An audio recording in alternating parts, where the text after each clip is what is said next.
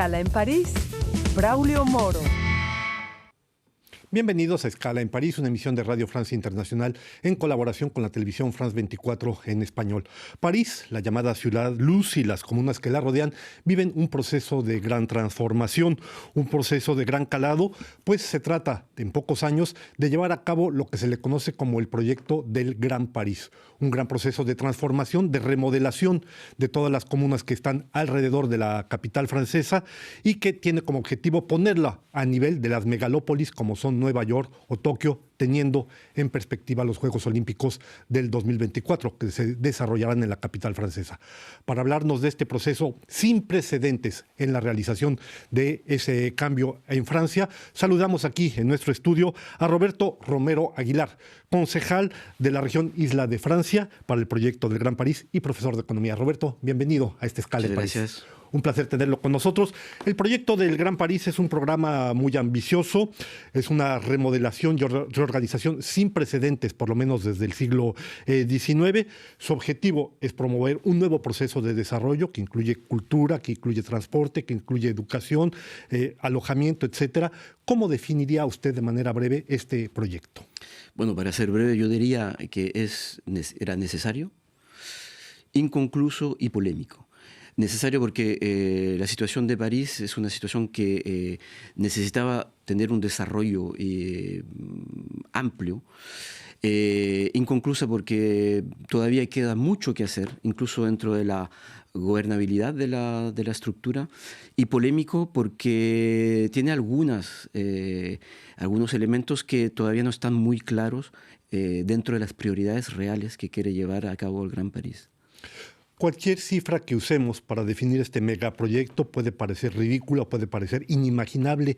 ¿Puede darnos algunos ejemplos precisos de lo que implica este proceso de transformación? Bueno, para dar una cifra que pueda ser una cifra que pueda tener algún sentido, por ejemplo, en París hay 225 kilómetros de metro. Actualmente que se construyeron en los 120 años que empezó el metro en 1900. Se trata para el Gran París llevar a cabo 200 kilómetros, es decir, doblar la capacidad del metro, pero en algunos años. Es decir, en uno de los 10 años que vienen se tiene que doblar la capacidad. Lo que uno imagina la amplitud y la magnitud del proyecto, ya que París era y es todavía hoy la capital que tiene la más grande red y el más grande mallaje de estaciones de metro del mundo.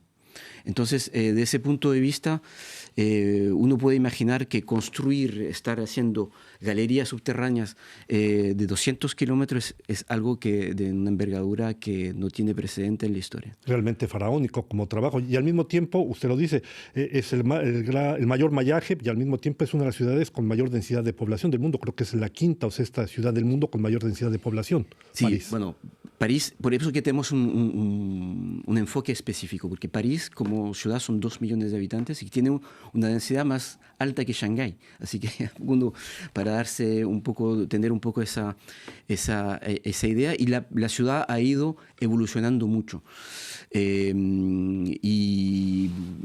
Pero sigue siendo una ciudad que atira, que es muy atractiva para las empresas. ¿Por qué? Justamente porque la movilidad es relativamente simple. Hoy en París, si usted vive en París, no hay necesidad de vehículos, puede desplazarse en bicicleta o metro o en bus. La dificultad es poder vivir en París, que eso es otro tema, que es el tema del coste de la vida en París, que hoy es muy complicado. Ciertamente, y el otro problema es una vez que usted sale un poco de París, es el problema de la interconectividad entre ciudades. Todo el mundo está obligado por pasar por el centro de París. A este propósito, uno de los grandes proyectos o de los grandes ejes del proyecto Gran París es justamente evitar que la gente tenga que volver a pasar por el centro de París, ¿es correcto? Exacto. Es decir, muchos de los proyectos de metro que se están realizando hoy, hay metros que se van a abrir, por ejemplo, en mi ciudad se va a abrir al final del año, va a haber una estación nueva que va a cambiar totalmente la identidad de la comuna, pero van a tener otras problemáticas. Pero el hecho era poder acabar con la centralidad de París como ciudad nudo, que además de eso era muy compleja a nivel del tránsito. Y la idea es poder justamente rodear París, el centro de París, para poder tener un desplazamiento más normal dentro del balance que se hace entre la gente que vive al este de París y que va a trabajar al oeste, porque esa es la realidad hoy. ¿De cuántas personas estamos hablando que pudieran beneficiarse una vez concluido este megaproyecto? Estamos hablando aquí alrededor de 7 millones de personas, que son la gente que vivía dentro de la metrópoli del Gran París, que está dibujada hoy, sabiendo que la lógica que habría tenido de tener una metrópolis a nivel regional tendría que tocar a 12 millones. Y eso plantea no solo el número de personas que van a poder beneficiar del Gran París, pero también de los 5 millones que no van a beneficiar del Gran París, que es uno de los problemas que toca hoy a la capital.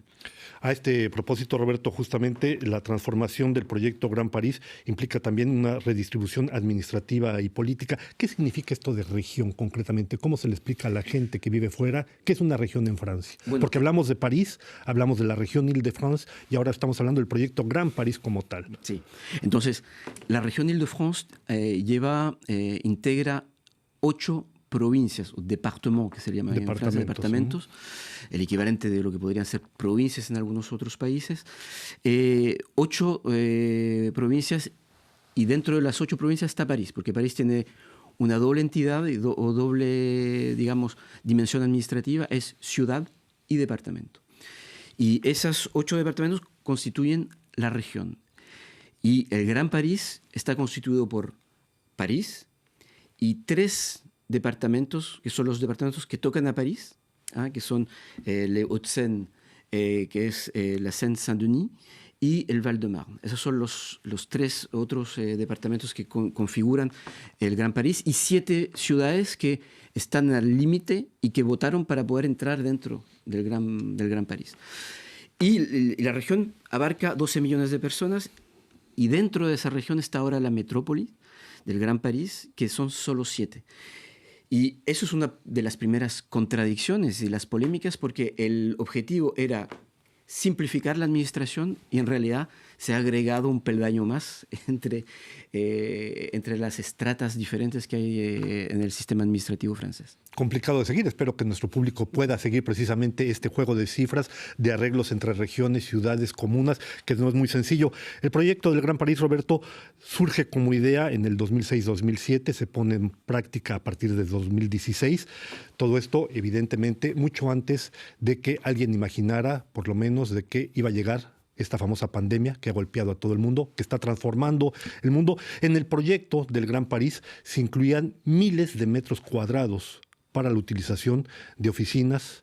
Ahora, con la pandemia, estamos viendo cómo se transforma esta situación, el famoso teletrabajo.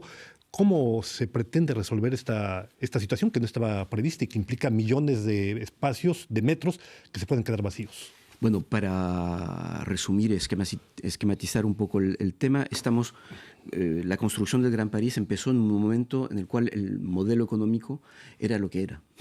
Claro. Y la pandemia vino a chocar totalmente y a rebatir las cartas de la situación actual en Francia, pero en todos los países del mundo.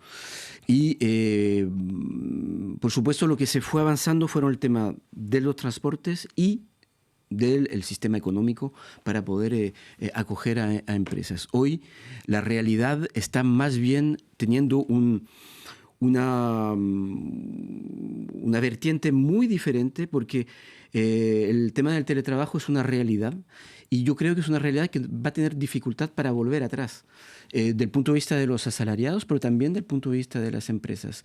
Y se ven, por ejemplo, hoy la situación muy compleja de lo que es el barrio de la Défense, que era una concentración de oficinas, y que hoy muchas de esas empresas vuelven a París, porque parte del tiempo que está ocupada la población de los asalariados están en casa, así que no tienen esa necesidad de estar centralizados en un lugar.